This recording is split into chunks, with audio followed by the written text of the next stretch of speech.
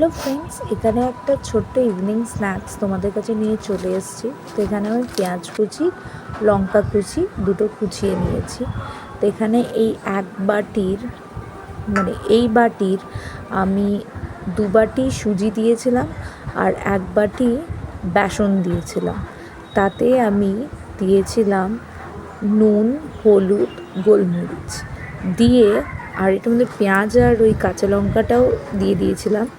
দিয়ে এটাকে আমি ভালো করে জল দিয়ে ফেটিয়েছিলাম, মানে এমনভাবে জলটা দিয়েছিলাম যাতে বেসনের লাম্পসগুলো এটার মধ্যে না চলে আসে।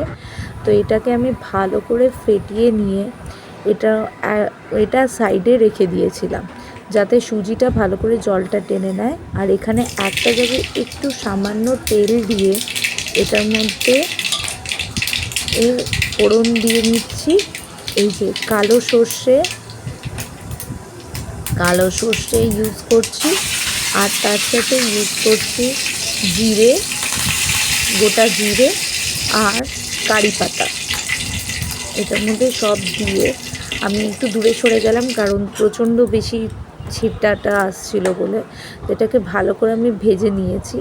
ভালো করে ভেজে নিয়ে এটার মধ্যে আমি এটাকে ডাইরেক্ট দিয়ে দিয়েছিলাম, দিয়ে ভালো করে এটাকে মিশিয়ে নিয়ে, আর এটার মধ্যে আরেকটু জল আমি অ্যাড করেছিলাম। করে এটার মধ্যে পরে আমি সামান্য ইনো দিয়েছিলাম, ইনো বা বেকিং সোডা বা মানে খাবার সোডা, যেটা ইচ্ছা আপনারা দিতে পারেন।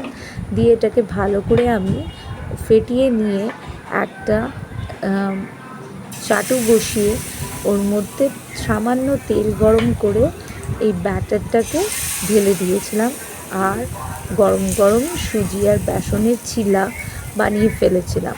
তো এই ইভিনিং স্ন্যাক্সটা আপনারাও ট্রাই করতে পারেন যখন কিছু খাবার না থাকে। এটা একটা বেশ ভালো হেলদি অপশন, মানে এটা বুড়ো বাচ্চা সবারই পছন্দ হবে। আর এটা এখানে দেখতেই পাচ্ছেন যে আমি ভালো করে এটাকে স্প্রেড করে নিচ্ছি। স্প্রেড করে নিয়ে আমি একটা সাইড এটা হতে দেব, আর সাইড থেকে যদি তেল লাগে তাহলে আপনারা দিতে পারেন। তো দেখুন এখানে একটা সাইড হয়ে গেছে।